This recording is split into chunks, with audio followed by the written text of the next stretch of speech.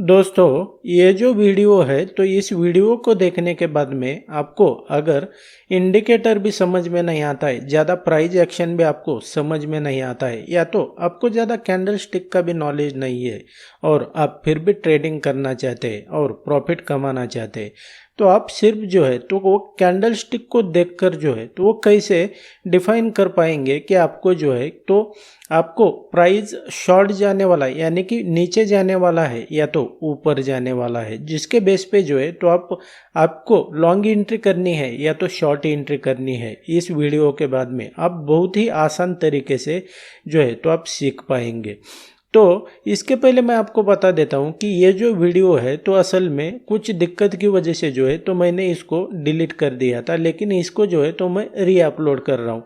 लेकिन इस वीडियो में जो है तो मैंने ऐड ऑन किया है, एक्स्ट्रा मैंने आपको नॉलेज देने की जो है तो वो कोशिश की है। तो ऐसा मत समझना कि ये जो वीडियो है तो मैंने दोबारा अपलोड किया है तो इसको जो है तो आप सेम चीज़ देखने को मिलेगी, ऐसा बिल्कुल भी नहीं है।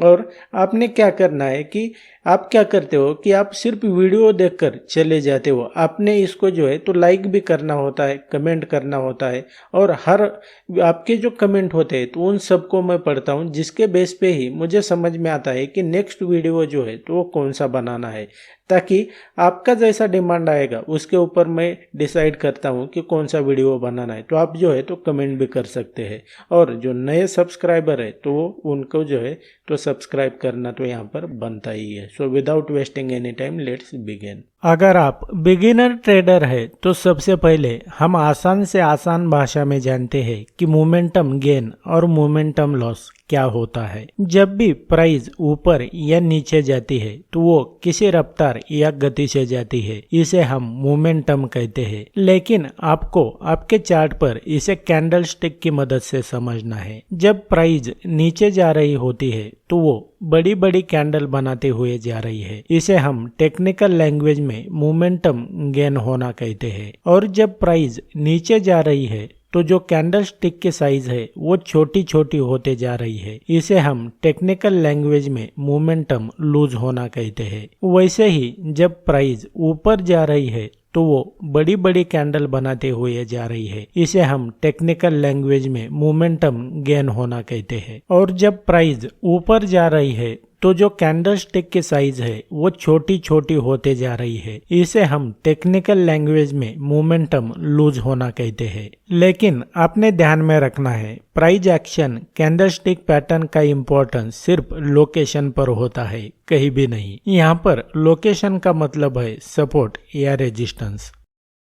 यह निफ्टी का 1 जून 2023 का प्रैक्टिकल चार्ट है। जैसे ही प्राइस ओपन होता है नीचे जाने लगता है। अब नेक्स्ट टाइम आपके लिए रेजिस्टेंस लेवल कौन सा हुआ, ये क्योंकि इस लेवल से प्राइस रिवर्स हो चुका है, जो नेक्स्ट टाइम प्राइस के लिए रेजिस्टेंस होगा। अब आपके लिए ट्रेड अपॉर्चुनिटी तब होगी जब प्राइस इस रेजिस्टेंस की ओर आएगा, लेकिन आपने कैंडल स्टिक के साइज और प्राइस एक्शन को ध्यान से देखना है। प्राइस रेजिस्टेंस की ओर आते वक्त कैंडल स्टिक की साइज छोटी छोटी होती जाएगी, जो दर्शाती है कि मोमेंटम लूज हो रहा है। इस लेवल पर जैसे ही प्राइस बियरिश प्राइस एक्शन दिखाएगी तो आपके लिए ट्रेड अपॉर्चुनिटी होगी। अब हम देखते हैं कि ऐसा क्यों होता है और प्राइस एक्शन क्या होता है। जिन लोगों ने इस लेवल पर बाइंग की थी वो इस रेजिस्टेंस लेवल पर आते आते एग्जिट करना शुरू करते हैं, जिसके चलते मोमेंटम लूज होता है। और जिन लोगों से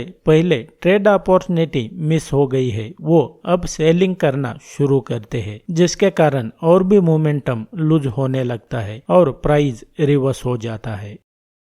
ये निफ्टी का 12 जुलाई 2023 का प्रैक्टिकल चार्ट है। इस लेवल से प्राइस एक बार रिवर्स हो चुका है। अब नेक्स्ट टाइम प्राइस के लिए ये लेवल रेजिस्टेंस होगा। जब प्राइस इस लेवल की ओर आएगा तो आपने कैंडल स्टिक की साइज और प्राइस एक्शन को ध्यान से देखना है। प्राइस रेजिस्टेंस की ओर आते आते छोटी छोटी होती जाएगी। आपने ट्रेड अपॉर्चुनिटी के लिए प्राइस का इस लेवल पर आने का पेशेंटली वेट करना है, और जैसे ही प्राइस इस लेवल पर बियरिश प्राइस एक्शन दिखाएगी तो आपके लिए ट्रेड अपॉर्चुनिटी होगी। अब देखते हैं कि प्राइस एक्शन क्या होता है। जिन लोगों ने इस लेवल पर बाइंग की थी वो रेजिस्टेंस लेवल पर आते आते एग्जिट करना शुरू करते हैं, जिसके चलते मोमेंटम लूज होता है। और जिन लोगों से पहले ट्रेड अपॉर्चुनिटी मिस हो गई थी वो अब सेलिंग करना शुरू करते हैं, जिसके कारण और भी मोमेंटम लूज होने लगता है और प्राइस रिवर्स हो जाता है। ये तो हुआ कि आपको ट्रेड कब लेना है। अब मैं आपको बताता हूँ कि आपको ट्रेड कब नहीं लेना है।